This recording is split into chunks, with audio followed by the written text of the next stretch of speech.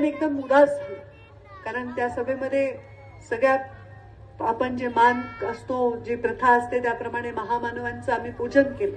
छत्रपती शिवाजी महाराजांचं पूजन केलं, ज्यांच्यामुळे आपण इथे स्वाभिमानाने श्वास घेतो.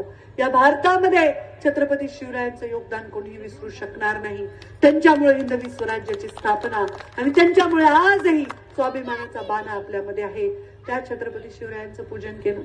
ज्या महामानव डॉक्टर बाबासाहेब आंबेडकरांनी अशी घटना दिली की कोणत्याही रंगाचं वस्त्र, पिवळं असेल, निळं असेल, हिरवं असेल, भगवं असेल, त्याच्या अंगात रक्त मात्र लाल आहे आणि ते सर्व समान आहे. मग इथे अंबानी असेल, अदानी असेल, त्यांना सुद्धा एकच मताचा अधिकार आहे आणि ते आमच्या झोपडपट्टीमध्ये नाली साफ करणाऱ्या सफाई कामगारांना सुद्धा एकच मताचा अधिकार आहे.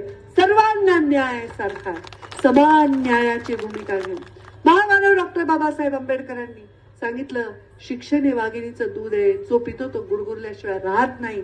म्हणून वंचित समाजांना शिक्षण, पोषण याची व्यवस्था करणारी सहिष्णू घटना त्यांनी आपल्याला दिली. त्या साक्षात भारतरत्न असणाऱ्या महामानवांचं पूजन केलं.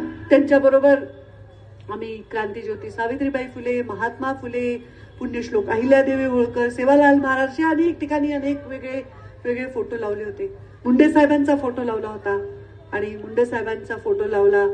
अजूनही लोकांचा चेहरा उदास होतो, डोळे लोकांचे पाणावतात. मुंडे साहेबांची आठवण काढून भरभरून नाही बोललं असं मला माणूस आतापर्यंत भेटला नाही. त्यांच्या बाजूला एक फोटो होता, तो अजित दादांचा. कोणाला वाटलं नव्हतं. काल आम्ही एकत्र कॅबिनेटमध्ये होतो आणि उद्याची सकाळ दादांची अशी उजडेल, कोणाला वाटलं नव्हतं. हे फार दुर्दैवी घटना घडलेली आहे. एक प्रशासनामध्ये अत्यंत अनुभव असणार, प्रशासनामध्ये एक प्रभुत्व असणार एक अनुभवी नेता अचानक आपल्यातून गेला. पण दुःख आहे, हे दुःख 3 दिवस दुखवटा होता, पूर्ण राज्याला दुखवटा होता. पण हे दुःख बाजूला सारून त्यांचे, आमचे सगळे कार्यकर्ते कामाला लागले.